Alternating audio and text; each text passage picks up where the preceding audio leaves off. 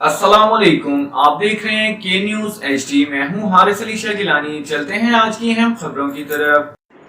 ताज़ा तरीन खबरों के लिए हमारे साथ रहिए। रुक करेंगे कराची का, जहां से रिपोर्ट करेंगे हमारी लेडी रिपोर्टर अरूज खान।